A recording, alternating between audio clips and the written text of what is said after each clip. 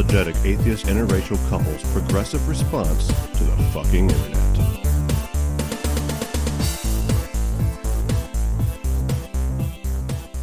Hello and welcome to Unapologetics. I am Brently, and unfortunately Nikki can't be here with us today, but I do have a special guest. I have the host of The Scathing Atheist, God Awful Movies, The Skeptocrat, and Citation Needed, and D&D Minus, and the author of the new book, OutBreak, A Crisis of Faith, How Religion Ruined Our Global Pandemic.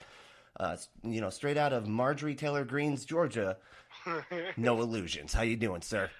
Until you said that, I was doing good. Look, it's such a sad thing, because Georgia did so much good.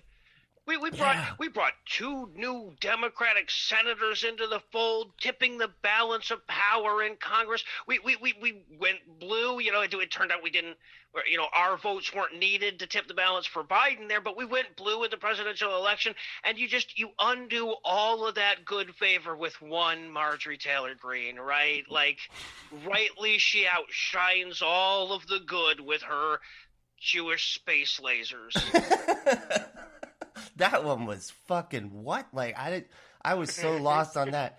And I had somebody like talk to me about that the other day too, and I was just like, oh wow, people actually think this is true. Yeah. Like wow, that was just unbelievable to me, But yeah, you're absolutely right. You get Florida. We're in Florida, so we've been fucked the whole time, because all you think is Florida man, And well, you just inherited Trump. That's what I think. That's it.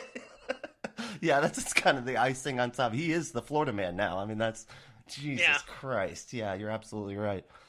I mean, let's face it. If you did like a nationwide poll of which Florida resident was most likely to wind up in a headline about having his penis stuck in an alligator right now, I mean, it's obvious. It's obvious.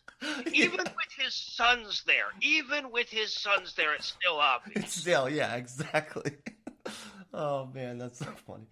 But hey, you got a new book, OutBreak, Crisis of Faith, How Religion Ruined Our Global Pandemic. I gotta say, I love the tagline because it's almost it makes it seem like the pandemic is like a wedding, and religion is the drunk uncle, I love that. That's brilliant.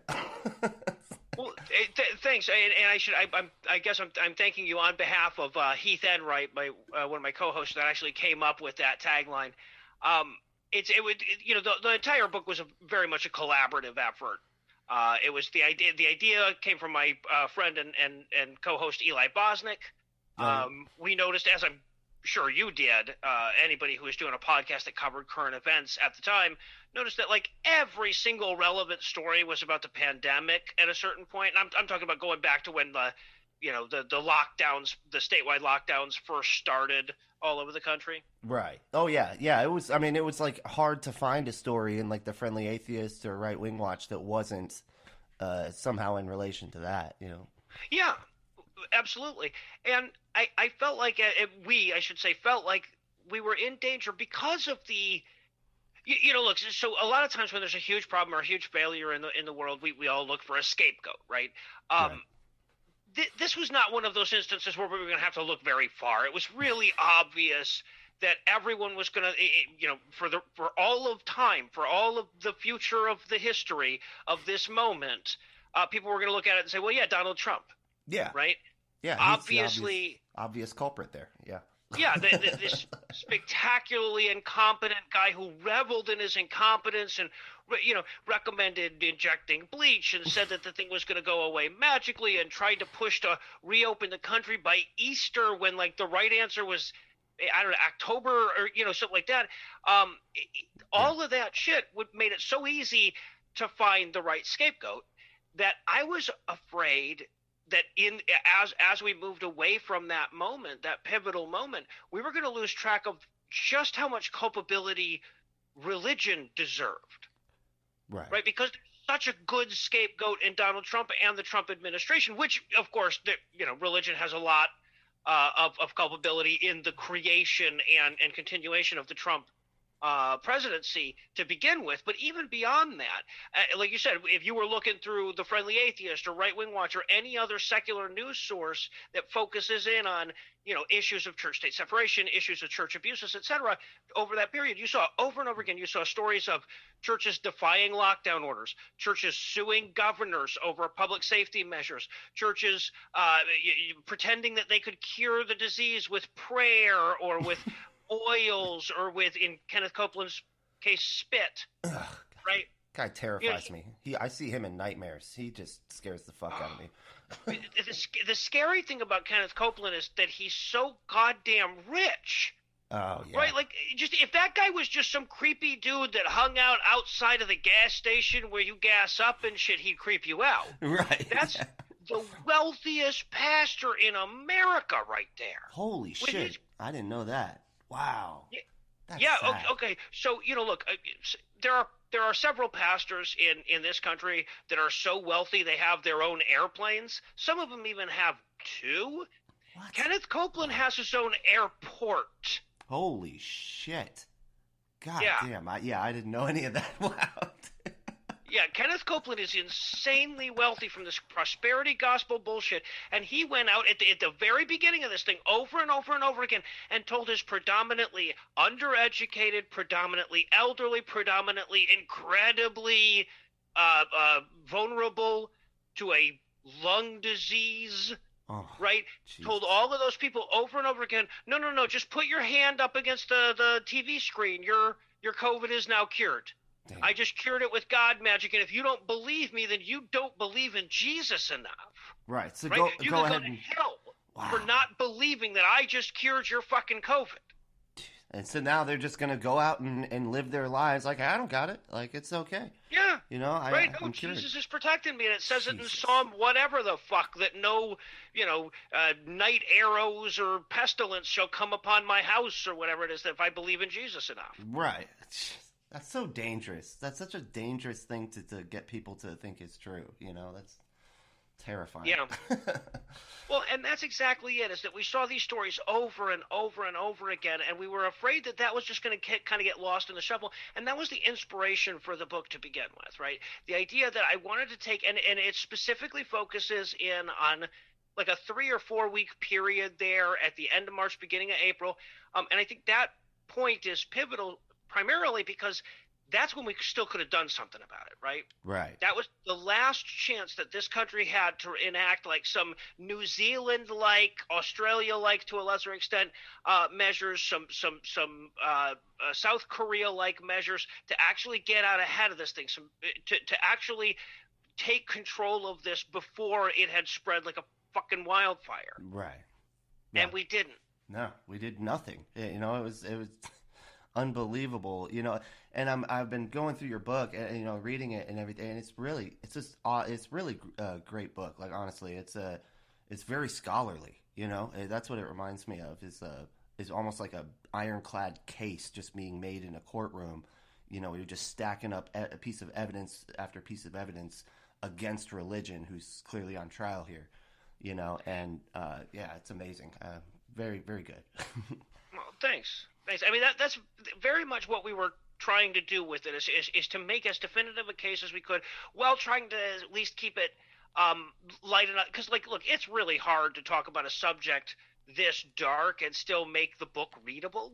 Right. So I tried where I could to still inject a bit of humor and find some of the really wacky, wild, out in left field type cases. There's this great, I had a lot of fun with this guy who had this dumbass lawsuit in Colorado where he was suing the state for closing down his church because that meant that he didn't have the freedom to go where he pleased, like it said he could in the Constitution. Wow.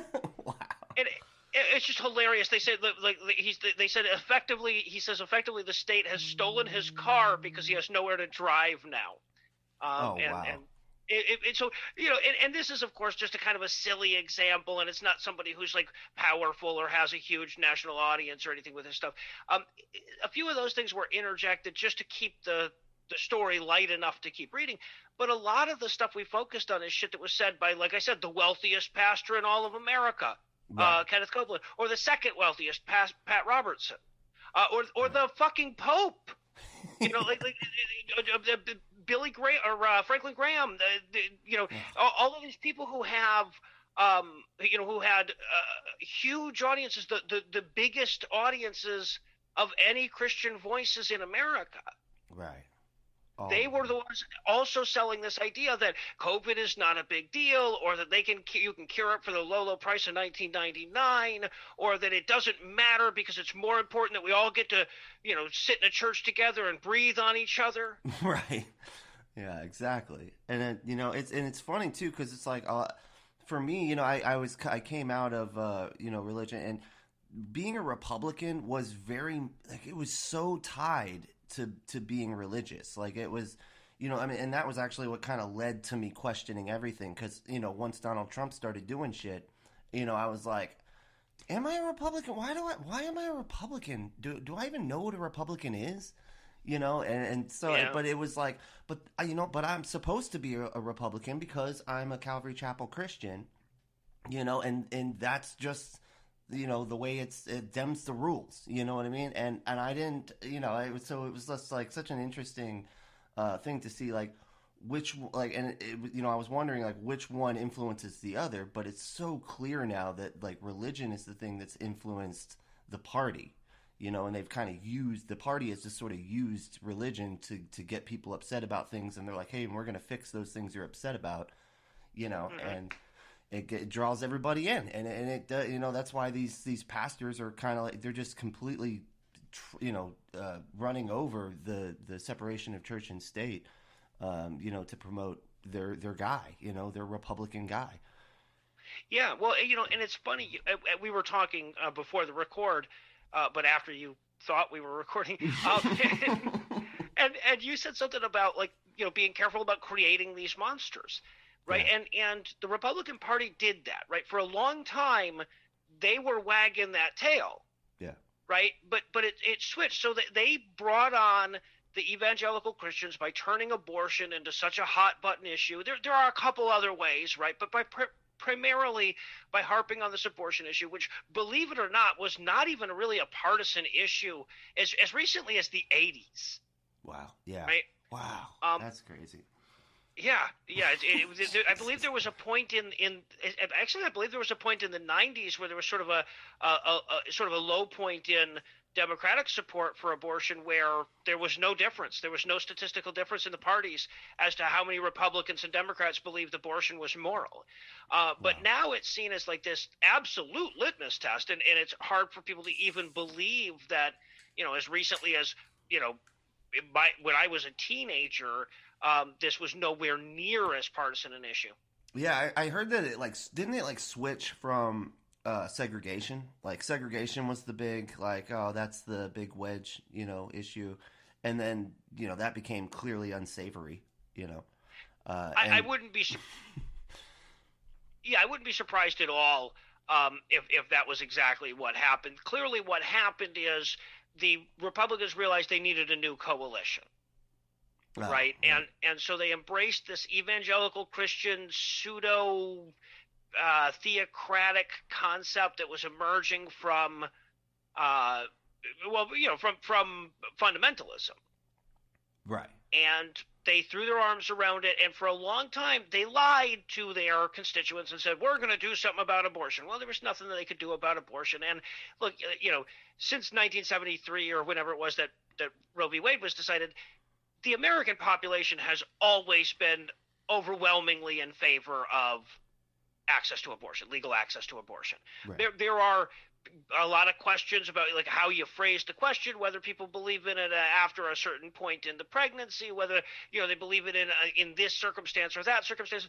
But overall, overwhelmingly, I think throughout that entire period, something in the 60 to 70 or greater percent believe that there should be an opportunity for a woman to access an abortion in at least some circumstances, right? Right. Yeah.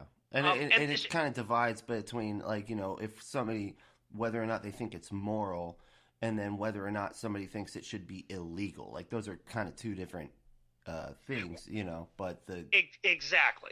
The hard right, though, the hard religious Christian right is like, no, the things that we believe are immoral should be illegal. and that's kind of, Well, and look, it's also a byproduct of the way that they sell it as, it's a baby and it's murdering babies. Well, obviously, if it's a baby and you're murdering babies should be illegal, right? Well, So yeah, I remember being so confused by that. I remember just being like, why would because I was taught about it like at camp and stuff, like when I was like younger. They hadn't told us about sex yet, and we're learning about fucking abortion. Like you're kind of leaving out the biggest part, Yeah, right. This part's kind of important. Yeah. Well, and so if you think about it, though, that it all comes back to the same monster that we're talking about, right? Or the same tendency to create a monster for expediency that we're talking about, which is, look, this idea that abortion was the great Satan had to be sold to children who then had to believe, right, in order for their hyperbole to stick, you had to believe that there were people out there that were like, I think I'm going to murder my baby. He seems like a pain in the ass, right? Exactly. That's what I was thinking. It's like, why would people be like that? That's really horrible. And so in order to get there, you have to end up at once you're primed to believe that there is that group of people and that the people who are in favor of access to abortion are in favor of it because they're all about murdering some babies, how far do you have to go to get to QAnon? Right. Yeah. Right? How far do you have to go to get to Jewish space lasers, Marjorie Taylor Greene? How far do you have to go to get to whatever wild-ass conspiracy theory somebody wants to throw at you? Right. Once you've refused to to attempt to understand why the people who disagree with you.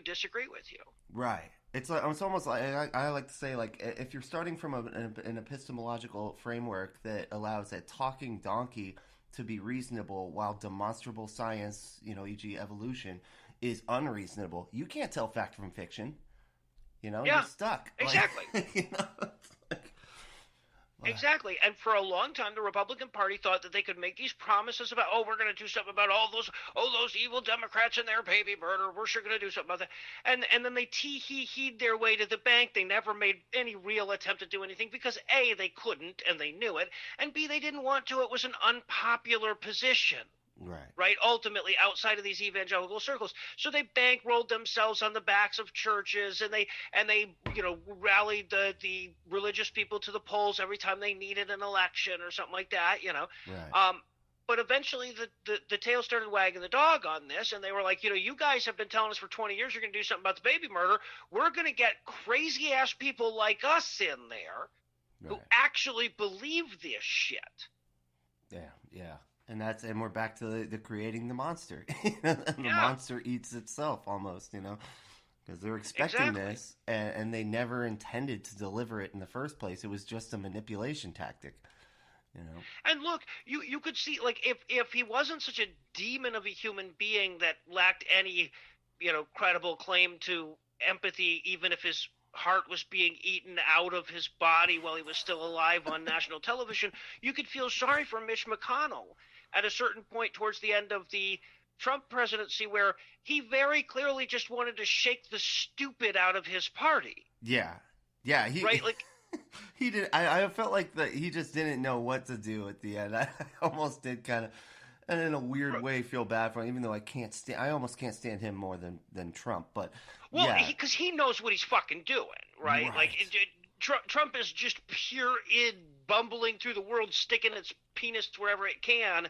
But McConnell was a cold, calculating asshole that said, hey, you know what? I'm going to get like more money out of it, and I'm going to get, white people are going to be in control of shit more, and I'm going to more cement this dumbass shit conservative legacy if I break these rules and set up all of the conditions, put the chess pieces on the board just such that I leave us wide open for a Donald fucking Trump.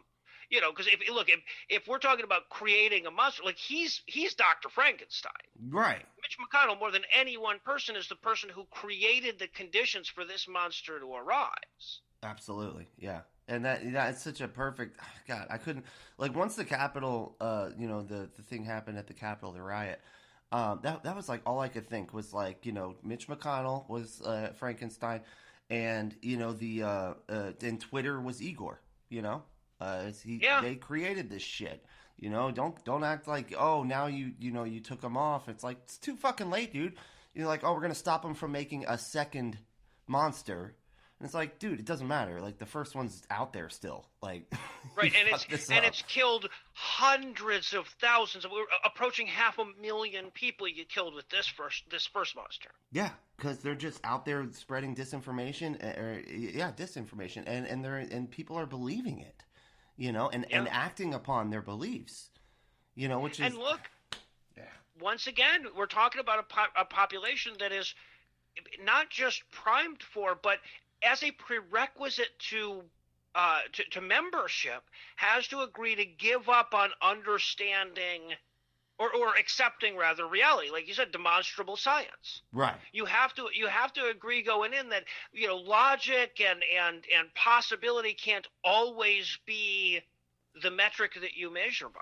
Right. Because it's like, you know, if you are starting from a belief that you have to believe is true, and that it's very much like that. Like, you know, if you're a Christian and stuff, like, you feel like you have to believe that's true. It's not necessarily that you're convinced it's true.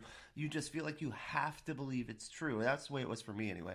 And when reality starts to, you know, to kind of fly in the face of that, you know, you got two, like, you, and I feel like you said it in the book, like, we have two options. You know, you can either alter your beliefs and move on, you know, and update your position and move on, or you just alter reality itself, you know. Right.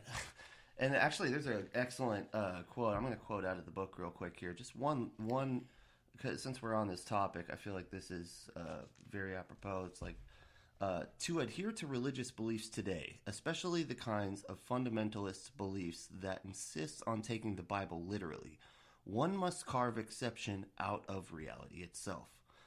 But when one carves into reality, reality bleeds, and eventually it dies.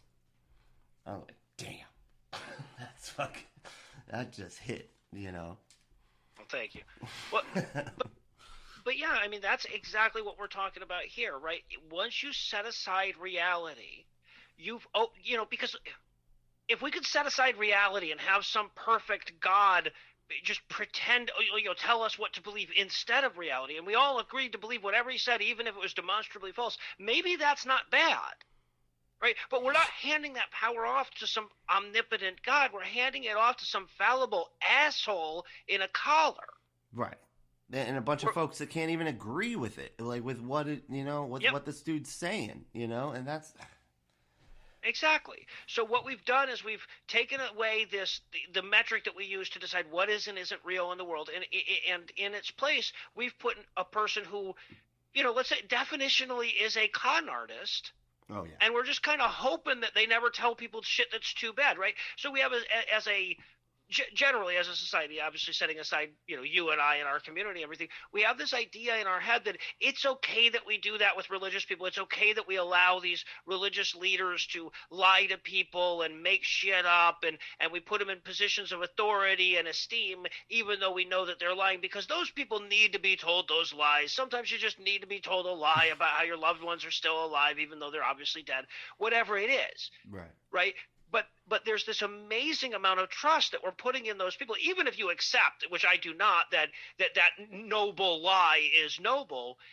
Even if you accept that, you're putting an enormous amount of power in the hands of fallible human beings that there's no way to challenge that authority. Right. Once it's granted, you can't take it back. Right.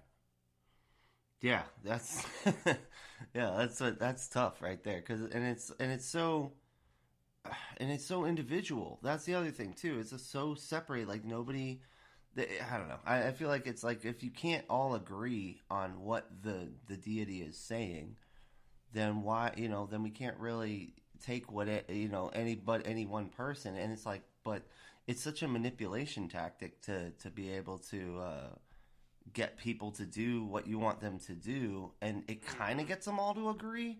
Like, and they definitely lockstep, you know, we're in agreement about this, about the pandemic, and you know, it's and there were some that were more reasonable than others, you know, but it's like it still was a problem where they're just like, some people would be like, well, no, I think it's real, but it's not this bad and whatnot. You know what I mean? Hmm. Or I agree that it's real, but I have the protection of Christ upon me, and blah blah blah. Or I'll pray it away if I get it, or what have you. Yeah. Yeah, and that's just exactly the problem. Is that if 99% of all of the people say the right thing and 1% of them say the wrong thing, right? Like Yeah. in science, we have a mechanism for that, right? Scientific consensus. Right. Because we have the same problem in science, right? It's not like religion has a higher percentage of it. But let's just say, for the sake of argument, that you've got like a very, very small sliver of the religious people who are out there saying, no, there is no pandemic. No, it's not a problem. Oh, Jesus will protect you. Let's pretend that's a very, very small percentage. Let's pretend that it's exactly the same as the percentage of scientists out there, who are saying, no, take some hydroxychloroquine, no, inject some bleach, just have some sunlight. I'm sure the homeopathy will be fine, right? Right. Let's pretend that those two groups are equivalent. Even if they're in equal numbers, science has a fucking mechanism. Science has an objective standard that you can appeal to and say, well, look, here's the data, and here is how I'm interpreting the data. Right. And now you do a better job. You present better data or a better interpretation of this data, or shut the fuck up. Right. Religion doesn't have that. No. Right? You can't call down God and say, hey, which of us is right? Exactly. I mean, that's one of the biggest problems, like with something like gay conversion therapy. It's just whatever the fuck they want to do. You know what I mean? There's Sure. nothing. There's no metric. There's no science that they're looking to no, it's just whatever they think God told them to do to this clearly suffering person that, you've brought into your facility. Okay, how are we going to fuck with them enough to get them to not be gay anymore? And it's according to my interpretation of what I think the voices in my head are telling me. Right. Right, and see, and therein lies. So a lot of people, I think, just sit on the fence forever about religion because you can't prove it one way or the other, right? But I think therein lies the key to answering the question. There are types of things in this world that just don't have a basic truth value, and there are things that do. There are studies where you can look into something and there is no truth defined at the heart of it, and there are studies that you can look into where there is. And Right. then you can determine whether something has a truth value at its heart by the way that those studies go. So, like, take for example an art or like visual art, Sure. right? Yeah. So there is no right way to do art, and therefore the longer we do art, the more divergent it is, the more different ways and genres and mediums we have for visual art. Take language as a great example. There's no correct word for clock, right? There's no definitive word that means clock, absolutely. And therefore, the longer we go, the more our language diverges, the more different terms come up to mean the same thing, the more languages arise, right? Until you start artificially deflating that with mass communications, right? So that's a thing where there is no truth value. It is infinitely divergent. Now you take a look at something else, like the nature of how the planets orbit the sun, right? Right. You look at people 500 years ago had entirely wildly divergent ideas about how that exactly worked and what was happening. But the longer we studied it, the more everyone agreed on a single model. Right. That's true of all the things that we've ever looked into that have a truth value at their center, except religion. Or religion doesn't have a truth value at its center. Right. Yeah. Because it's not based on anything. Yeah, you're absolutely right. It's just based on whatever whichever brand you're part of. Yeah. Yeah. Yeah. To me, I feel like that's as close as anyone should ever want for proof that religions aren't real. The simple fact that they are infinitely divergent. Right. If there was a God to discover at the center of it all the religions would be moving in the same direction, basically. Right. And it's funny because it reminds me, like, when because it's such a good argument. I remember when it was a long time ago, and I remember you were talking about you had a debate with somebody when you're outside or something, and the question that you asked was, if you were born in Afghanistan, do you think you'd be, do you think you'd still be a Christian? And that was like one of the main things where I was just like, oh fuck, man, yeah, I never ever thought of it that way, and I've heard people say those are terrible arguments, which religion, which God, and those type of questions. But to me, that really struck a chord, where it was just like, oh my God. And it just like everything kind of tumbled, after that, I think. Well, what's really fun to me, about that line of argument is that very often people will say, no, I would have found the truth in Christ because Christ is where the truth is, right? And they honestly believe that, right? They believe, look, if you believe that, Christ exists in your heart and yada, yada, yada, you would think that, no matter what religion my parents had raised me with, I would have found the truth. It would have rang hollow with me. And I would have kept searching until I found Jesus.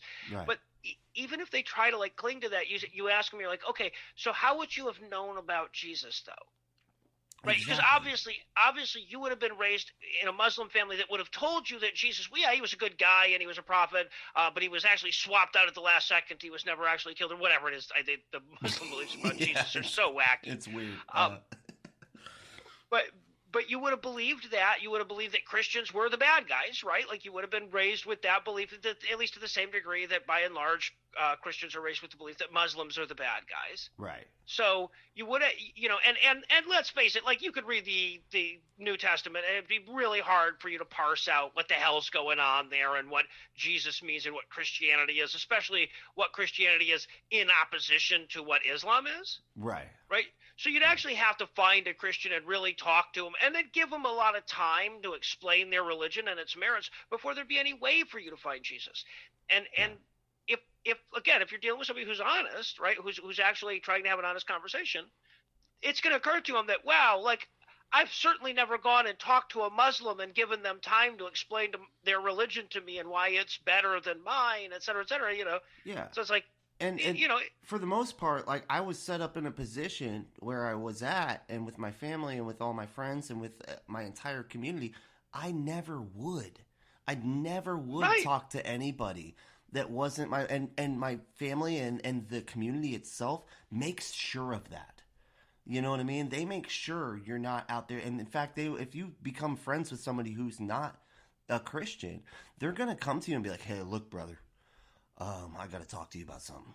Okay, we need sit down here. Let me talk to you. Okay, look in my eyes, brother. We care about you. Okay, and you're talking to people, and it's not good. You know what I mean? Like it's. Have you heard of the goat demon that's trying to drag you into the eternal fire beneath? Yeah, right. It's like, and they're so personal, and they're like so good at that manipulation. And you're like. Oh, you're like you're gambling with your soul here, buddy, because you're talking to people. You can die and burn forever if you keep on talking to that person. You know what I mean? Like, and it just keeps you in this scared. Okay, I got to keep just doing this, and keep just stay away. Okay, and then I turned away people. I was mean to people because of this shit. You know what I mean? Because of that manipulation. You know what I mean? And it's just it just really, it just fucked with me once I got out of it. I'm just like, I still think back to it that now they're just being like, man, I can't fucking believe I was so, cruel to people based on things that I couldn't even demonstrate were true. Like I just was in a community and that's it. You're just being led,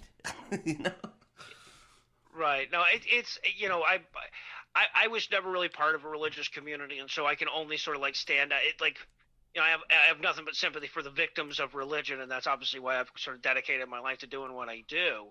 But yeah, I can't even imagine it because it's not just a matter of the dangers of you hearing another person's philosophy, right? Or the dangers that they're going to start talking to you about good epistemological standards, right? Or something like that. Right. There's also just the simple danger that you're going to find a community.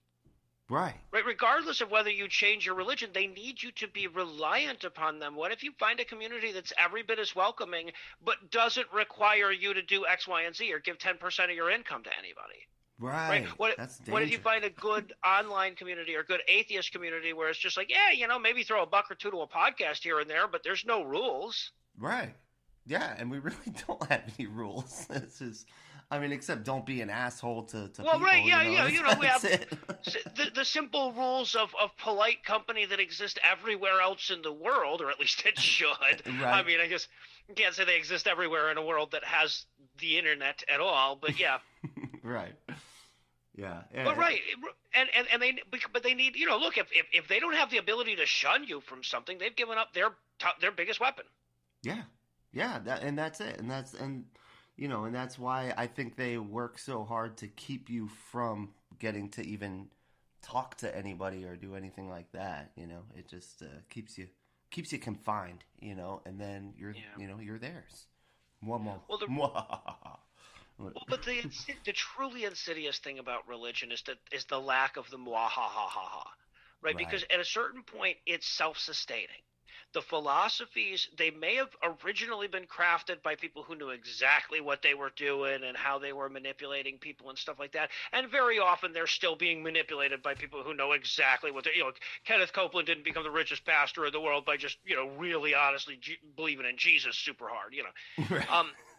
But just as often, if not more often, they're being sustained by their own victims, right? The philosophies that they've been sold are crafted in such a way that you will work against your own self-interest. You will draw more people. There's at a certain point, there doesn't even have to be anyone benefiting from it.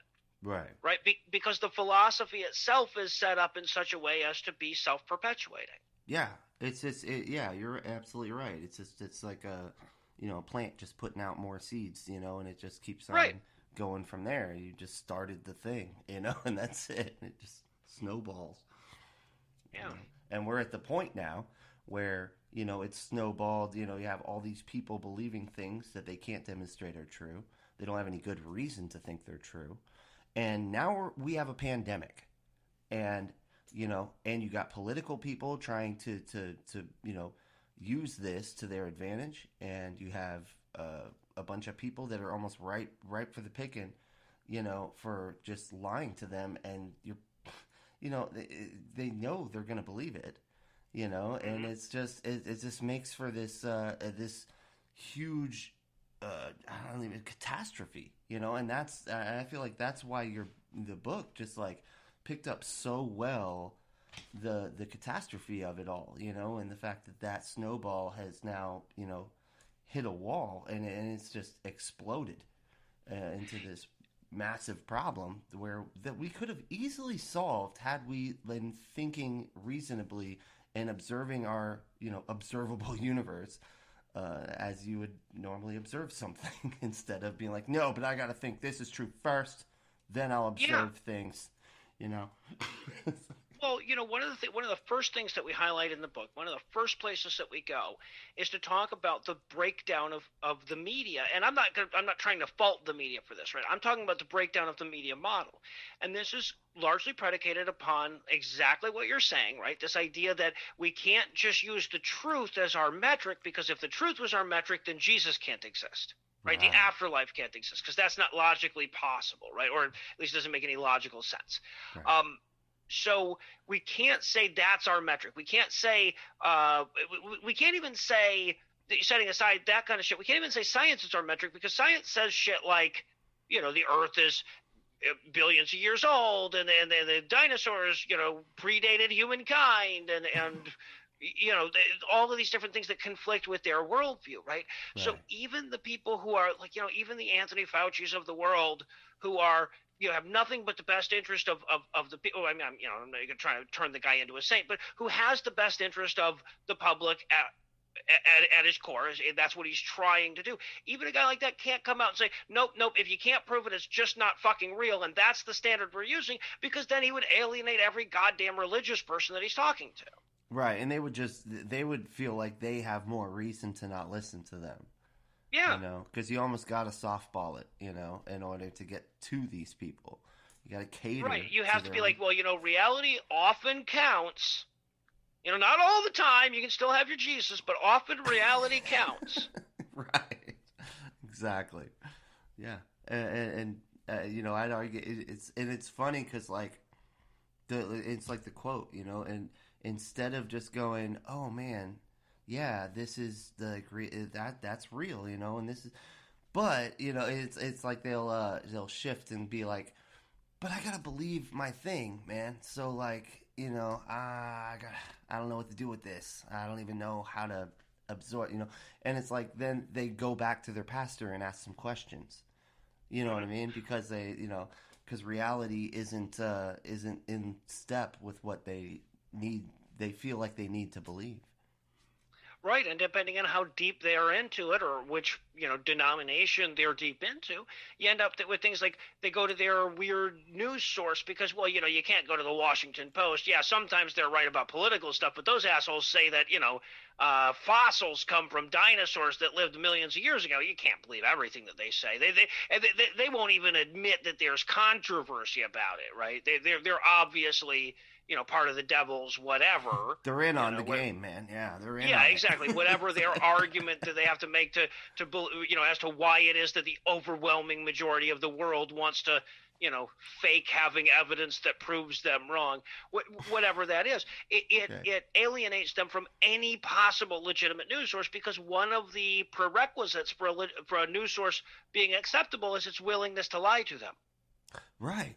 Yeah, or at least. If not blatantly lying, which they do, blatantly lie.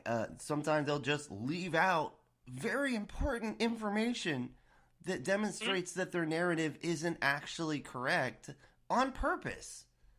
Right, or in its lightest form, they'll pretend that a controversy exists. They'll pander to a fake controversy where no controversy exists. Right. Oh, that's true. Yeah. I've seen them do that quite a few times.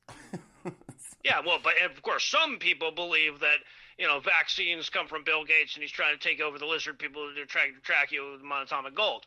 Others believe that it's just a very safe way to whatever. So like, I haven't lied to you. It is true that some people believe that. Right.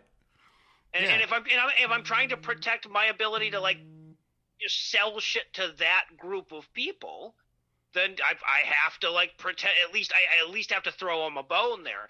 These fossils that many believe are millions of years old, but some also believe were hidden by Satan to fool people into whatever kind of nonsense ass shit they use to explain those away. Right. Yeah. It's funny. It reminds me of this. There's this song by NoFX where they're talking. It's called "Idiots Are Taking Over," and one of the lines is, "Majority rule doesn't work in mental institutions." Right. Yeah. Everybody's got their own thing they think is reality, so that doesn't work. Yeah, so if the Republican Party's looking for a new slogan. Exactly. But, hey, tell me about that. Let me get your thoughts on this. So Biden's 10 days. We're 10 days in, right? Yeah, I think. God, has it only been 10 days? I feel like it's 10 days, wow. right? Wow. Yeah, and so how you feeling so far? You feel like he's holding up? I mean, it's hard to judge anybody on any job 10 days. I don't know if we'd really know how he was doing if we just hired him as our fry cook at Hardee's, but but look, so far he seems, it's all executive orders, so that he's very limited in what he can do. A lot of it's just symbolic.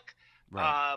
A lot of it's just sending a message that these are my priorities. Some of it is meaningful. I think, there's nothing in there that, where I'm like, oh, well, he seems to be backing away from this commitment that was important to, my support of him or what have you. I mean, so far, I'm thinking that if I had to guess, it seems like he might be a little better than most of us were expecting in terms of progressive policies. But hold on, he had a $7,000 watch, man. I mean. Well, he did have that. Yeah, fucking crazy. What I really want in a leader is somebody who makes it to Biden's age without having figured out how to have any financial success in his life, right?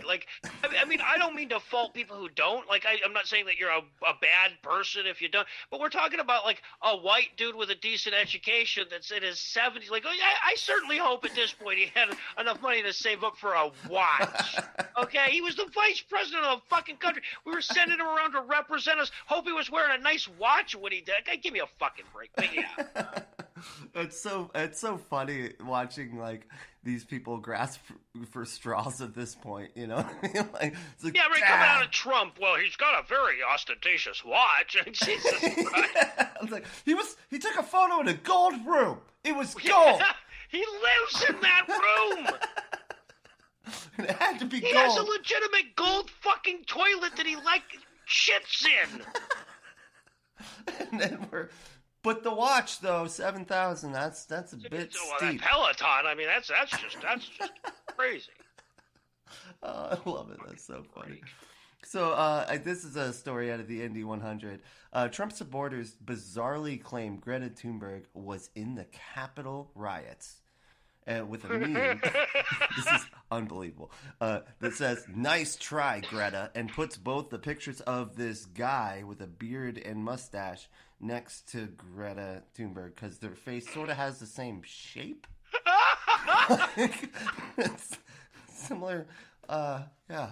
I love how in their defense they're saying we got like the shit knocked out of us culturally or in the public eye by a.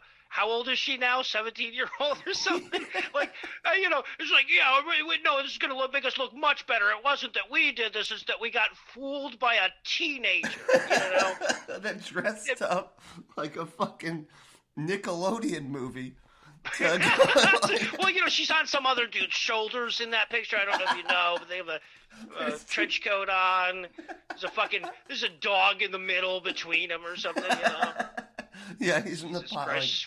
Walking around, the bush just moves slightly to the left as she sneaks up to the Capitol building. Give me a fucking break. So they're just like, Pixar's reality, whatever. Like, it's fine. Like, come on. But again, there's a certain point here, especially with Trump, right? As blatant as Trump was with the I reject your reality and substitute my own. I think that for a lot of these people, it's just they have permission now. There's this feeling in their universe where there is no objective reality. It's all whatever the fuck you make of it, right? And this is something that Wu has been selling us for a very long time. Right. This idea that everybody has their own reality and you define the rules of your reality as you go. No, the fuck you don't. But, fly with your shit. Right. What a weird thing to try to tell everybody. Like, what you think is true is true. Don't try to figure out what is true. Like, that's so fucking dangerous. Like, right, but that's at the heart of so much postmodernist thinking, right? And now I think for a long time people benefited from that without, but part of the rule of thumb there was that you can't admit that that's what you're doing, right? You can't admit that you're lying to yourself about reality, or you break the illusion, right? But as long as you just keep lying to yourself and you lie to yourself about lying to yourself, you never have to admit it, whatever. But when you've got somebody as blatant as Trump who will, be doing something with his left hand while his right hand tells you he's never heard of it, he added a whole new level. He broke the glass ceiling, I think, as far as the bullshit, the glass ceiling of bullshit. Yes, absolutely. Absolutely. Yeah. Well, the first, he's like, no, look, it's just like, dude, did you just draw that on with a Sharpie? No, I didn't draw it on with a Sharpie. When it's that fucking blatant. Right, yeah, exactly. I bet Greta Thunberg drew it on with a Sharpie, actually, now that you mention it. She does have a little mustache and the Groucho. A lot of people are saying they saw somebody just run out here that looked a lot like you. A lot of people agree with me. I've heard from a lot of people. There's a lot of Sharpies. Yeah, but when somebody's that blatant with it, I think a lot of these people are just like, yeah, no, we have that power now. We're allowed to do that. And so, sure, we had nothing to do with the thing that we planned and are, still actively, many of us, defending. Right. That was some other guy that looked like us. Greta Thunberg that looked like us. I love it. Oh, man. And I feel like at some point, a lot of this has got to, be sinking in for people. I mean, there was a mass exodus of the Republican Party. Did you hear about this? I mean, there's been a mass exodus of the Republican Party going on for 4 years. So. And rightfully so. But I guess it's really so funny because the news kept talking about it. He's still got such a high approval rating amongst the Republicans. It's like, yeah, because everybody who doesn't approve of him has left that party. Right. Exactly. Yeah, because once you leave the party, you're not a Republican anymore. And then no, but I think I read 30,000 or something like that had left the Republican Party. And I was wondering that because I was like, this is going to be the thing that I mean, it could be anyway. I don't know what's going to happen. I don't know how delusional these fucking people are, and they've proven to be goddamn delusional past my expectations. So, but but Trump being like this, because that was like before any of this even happened, I was out. When he was campaigning, I was like, okay, I'm done with the Republican Party. So I can only imagine how much more people can take beyond what I could take, before leaving.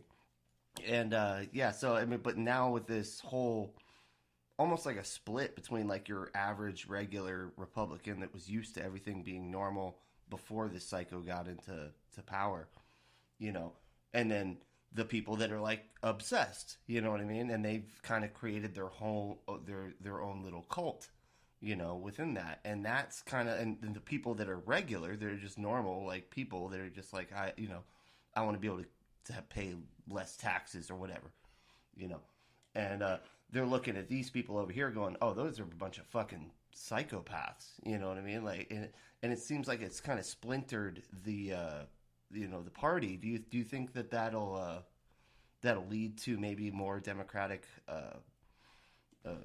people getting into office because of them splintering like that? I don't know. I felt like it seemed like that was happening in the wake of George W. Bush a little bit. So I'm hesitant to ascribe long-term consequences to a political party given America's present climate, right? We're so divided. It's so much more about beating the other team than, your team winning, that I don't really know. Obviously to a certain degree it already has, right? Yeah. Like the reason that Georgia was able to go blue in this previous election is because of how divisive Trump is, the fact that was even close, the fact that Arizona, a lot of places that were competitive that shouldn't really be given their general feeling towards the, let's just say typical Democratic platform, typical Republican platform, right? But I don't know that it's going to last long. I honestly don't think Trump is going to maintain influence for much longer. His people don't like a loser. He's a loser now. And then, who's going to carry this forward? People who are increasingly ridiculous, right? What's the crazy ass Kraken lawyer that he's got? That nut job. Rudy Giuliani. Well, yeah, and Rudy Giuliani and Marjorie Taylor Greene and all, all of these whack job lunatics, are going to make it ever more difficult. We're talking about people who are able to take Donald Trump seriously. So, we're grading on a curve here, but it's going to make it ever harder for anyone to take this shit seriously. And I think, give it another 5-6 months, and his influence will be, so marginal that I don't think it'll have a major influence on elections going forward. Do you feel like that's almost good? Like they're almost going, oh man, I was lied to, and now I realize it. I better try to not be lied to more. Do you think that'll be a thing? All right. Yeah, will Americans learn their lesson? Yeah, probably not. I mean, I hope to a certain degree, at least maybe the Republican Party learns a bit of its lesson about the fashioning of monsters, as we were talking about. And because I've said for a very long time that the lunacy of the evangelical right really does more of a disservice to Republicans than to anybody else. Right. To people like you say who just have conservative views, who just believe a lower tax rate brings about more innovation, or whatever the justification is for Republican beliefs, right? I'm not a Republican. I'm not going to pretend that I can really present those the way a rational person would, because not only am I not a Republican, I've never heard a rational person espouse them. I always hear lunatic fucking evangelicals espouse them. Right? Exactly. But if you're just a person who has those, who believes in those views, and you see that you're rational, because I'm sure they do have rational voices, they're just getting drowned out by Rush Limbaugh. Right. Yeah. People making the rational case for, but you know what? My guess is the people who are making rational case for like economic conservatism aren't bitching and moaning about all the dead babies and pretending that there's a war on Christmas and all that other crap that the conservative audience has been trained to look for. Right. So, and look, it's not just a disservice to the right; it's a disservice to the left. The whole goddamn country would be better off if we had a strong conservative party that, with rational ideas, that was trying to tug things like, just look at environmentalism, right? There's a way that the left would, if the right would agree at least to abide by reality, and see that global warming is a thing, that climate change is a problem, et cetera, et cetera.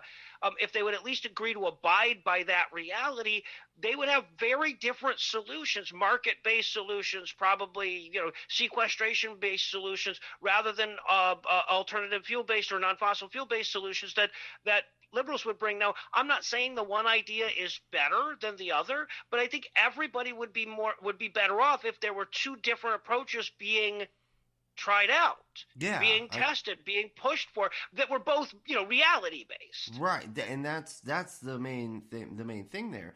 And you're absolutely right, because you need more people with different worldviews looking at different situations. That always helps. And it's always a good idea to have as many different sets of eyes, like looking on a problem. Just from what I've noticed, like, at work or whatever. You just like, the more people we get looking at this, like, somebody's going to come up with a better idea, even if their, ideology is completely different than mine. But we're all dealing in reality. We're all looking at the same problem as if it's a problem, and not one person going, yeah, but this isn't actually a problem. This doesn't exist. I know we're all looking at it, but it doesn't exist. Yeah, exactly. Yeah. That how do you you can't, you got to just be like, okay, then can you go do something else, man? Can you just go, I don't know, sort boxes or something? Just don't do, you know what I mean? Like, we got a thing to do, because you don't believe it exists. Not control 49.5% of Congress or whatever the hell you have at this point. Exactly, man. Oh, man, it's so funny. Jeez Louise. But, hey, we usually do this game, right? Where we like to, I put it out to the listeners, and I'm like, hey, if y'all want to, like, make Noah Lugeons respond to something, write down, send it to me and let me know, and I'll write it down. And, he's contractually obligated to have to respond. So, no, but I take out the ones that are insane, so it's okay. Don't worry. Well, thank you for that. I vet it. I do vet it. I've met my listeners, so yeah, you gotta take a few of them out. But no, I think we got some good ones here, and we're gonna do the what we call the thinking cap. And, all right. Yeah. All right. So first one. Let's see here. The best toy. Oh, wow. I don't know if because see, and a lot of these I don't know what they mean, and I'm like, I hope they're not weird and bad, but No, well, yeah, right. No, if we're talking sex, it was like sex toys probably should have to have their own category. That is such a great question. I'm a big nerd for toys. I worked for a toy company for a lot of years. I spent a lot of years designing toys. I'm gonna say best toy overall is the cardboard box, like the large, like refrigerator sized cardboard box. Oh yeah, okay, I could see that. It's a lot of. I mean, like legitimately, it's an imagination based toy. It's a lot of fucking fun. But you have to, like, it doesn't do any of the work for you. Yeah. I'd say big ass refrigerator sized box, best toy ever. Yeah, absolutely. Okay, I could see that. Are you a cat? No, but no comment. Wait, that's not in the fucking hat. No, nobody asked that. That's not in the fucking hat. You can't ask that. Like reincarnated cat. It went the opposite direction. All right. So, first place to travel post COVID. Oh wow. Well, New Jersey to meet Eli's baby, who is the cutest goddamn baby in the history of time. His cheeks are so big, they're like you could probably reach out and squeeze him from where you're at. I mean, so that'll be like the legitimate. But like, if I could go anywhere, like once international travel is a thing, I was talking with a friend of mine about this just the other day. Botswana. Botswana. I would Yeah, I'd so love to go to Botswana. It's been really high on the list. It's been, like it was like number 2 on my list for a really long time, but then I got to go to Australia, so now it's number 1 on my list. Oh, So nice. yeah. What is so what's drawing about Botswana? Just curious. Well, it's one of the few places that you can go in Africa where, first of all, you're going to see you almost guaranteed to see all the megafauna if you go at the right time, or all the major megafauna. You'll see the elephants and the giraffes and the hippos and rhinos and shit. There's a really huge migration that takes place through Botswana. Botswana also, if I recall correctly, it's the longest continuous democracy in Africa. It's one of the most stable nations in Africa. It's one of the safest nations in the world. Like honestly, like I would be more worried for my safety visiting, say, Paris than anywhere in Botswana. Holy shit. Wow. No, that sounds fucking awesome. Like that just sounds like my I didn't realize that was that. Like when you said Botswana, I was like, is that Italian? I'm bad at this. I'm bad at this. And another thing from what everybody tells me who's been to Botswana, it's one of those places where like you can go into a perfectly modern airport and then catch a drive like an hour and a half away and be 100 years in the past. I mean, I know that's probably said some terrible things about like international trade and the all the terrible shit that happened when all the wealth was gutted from Africa, but still, like, just I think if you're putting white guy dollars in there, it's still okay to marvel at that. But like I said, when people say that, they certainly are talking about more of the rustic charm, not the they don't have Wi-Fi kind of shit. You know what I mean? Right. Okay. No, that sounds fucking phenomenal. Actually, I'm actually gonna write that down to see if we can do that at some point. Post COVID, of course. Yeah, right.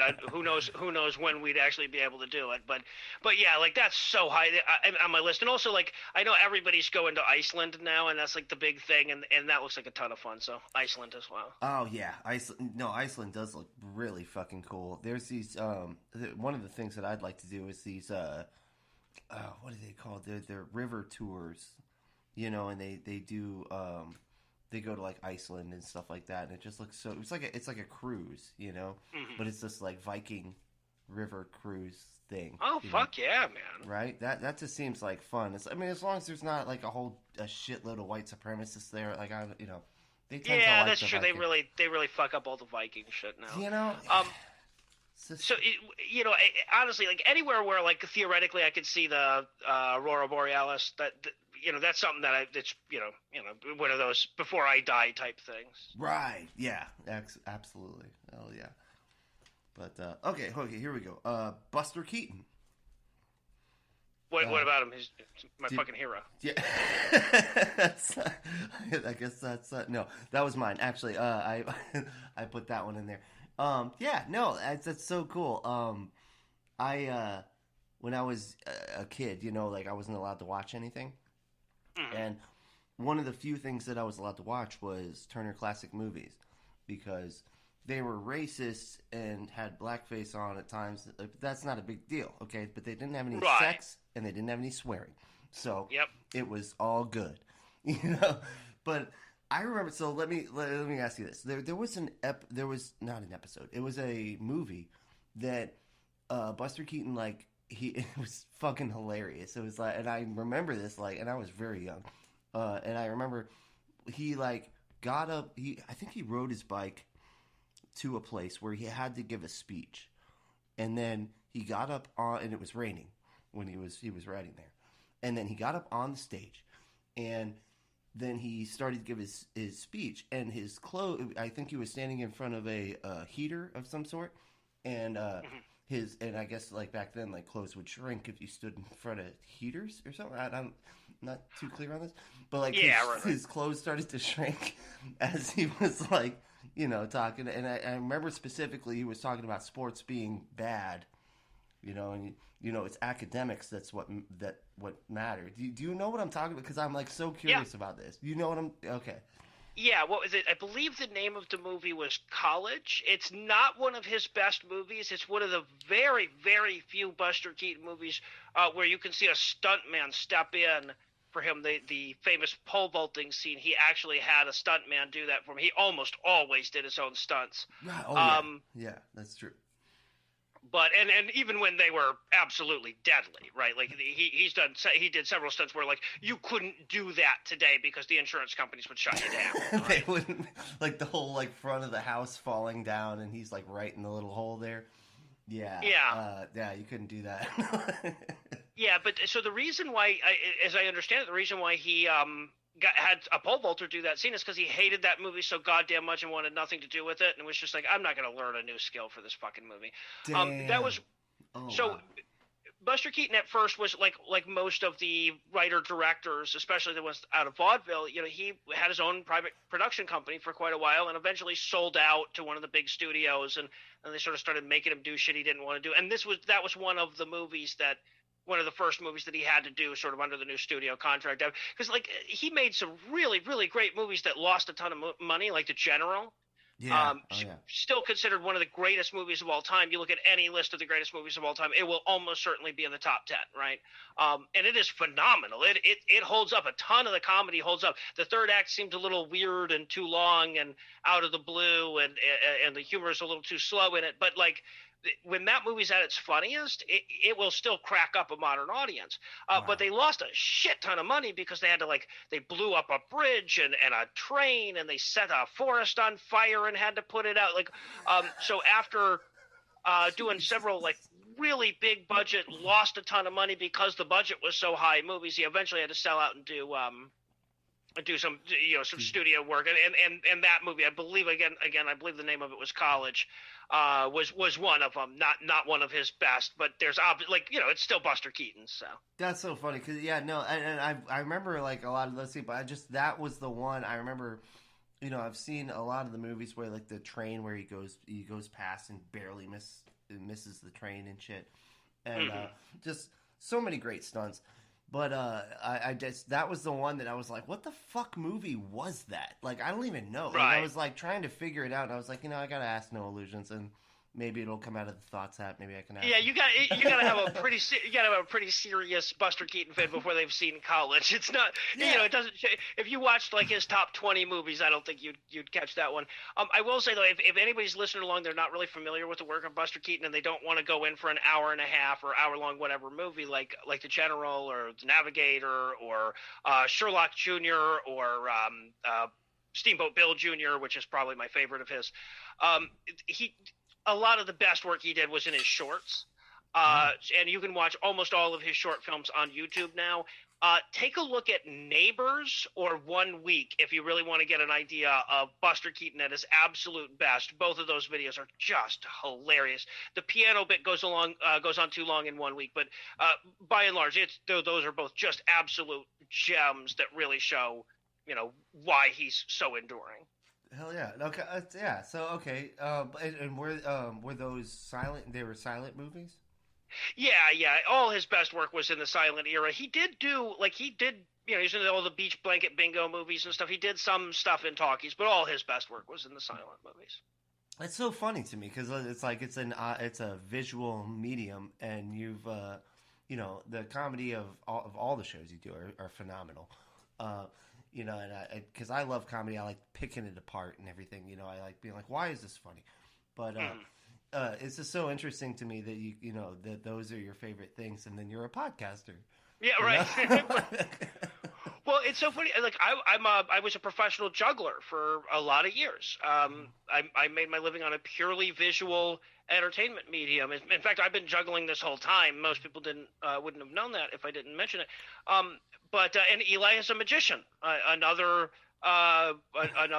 art form that is almost entirely visual or entirely visual. And then Heath, before he started podcasting for a very long time, was a flair bartender. So he was a bartender, but he did all of the flipping the bottles around, crazy shit. Nice. He's like doing the movie. There's a movie about that, and I can't think of the name. But yeah, flipping bottles and stuff. That's so right. Cool. The movie is Cocktail with Tom Cruise, and every flair bartender hates that movie because the flair in that movie is really, really unimpressive compared to the kind of shit that, like, because they had to do shit that Tom Cruise could do, and Tom Cruise, to his credit, like, he learns his own stunts. He's a pretty coordinated dude. He learned a hell of a lot more than most actors would have to do that role, but it's nothing compared to these people who have been doing it for years and shit. Like Heath practicing is so much more impressive than anything you'll see in Cocktail, right? Damn. Okay. But yeah, so make me a drink. That's oh yeah. Well, he'll also make you a sweet ass coffee, but he doesn't flip that shit around. But for obvious reasons, right? It's kind of tough. Yeah, a fucking Flair barista would be a dangerous. That's a ballsy job. Right. I'd love to see that at Starbucks. Just like, yeah, right. Okay, what do you need? I got it right here. So yeah, but yeah, it was three guys with entirely, who dedicated large portions of their lives to learning how to do entirely visual shit. All get together to podcast, but I think all three of us, that's actually a big advantage that we have, that we all three actually started in a medium where, we had a physical ability that had to be bolstered by, banter and all that other shit that you actually have to do. So, and it wasn't the thing that necessarily came naturally to any of us. I think it probably came naturally to Eli, but not to either me or Heath. We had to actually really study, how to banter, how to be funny, how to improvise, all of those different things as part of what we were doing. Right. And so it is as ironic as it seems, it's actually, it follows fairly logically, I think. Yeah. Oh yeah. I could see that for sure. Yeah. Wow. That's so cool. Okay, so one more. Exit 93B, and I don't understand this one at all. I'm lost. I'm like confused, but I was like, okay, I'll write that down. I hope it's not bad.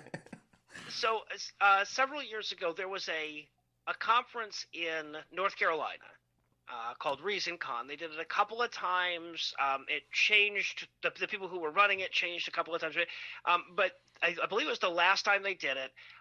They had invited Heath, Eli, and myself to do a live record of God Awful Movies. And Andrew Torres and Thomas Smith had also been invited to do a live record of opening arguments of their podcast. All right. So Eli got in, and at the time I was living in Pennsylvania. Heath, Lucien, and I all lived together in Pennsylvania. Eli lived in New York City. Andrew lived in Baltimore. And Eli realized that, hey, man, if we just rented a big-ass van in Pennsylvania and just drove the whole way, we'd kind of go by everybody along the way.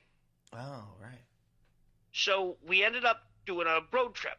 And we rented a big van. We picked up Andrew. Apparently, in the state of Virginia, you're allowed to have an open bottle of alcohol.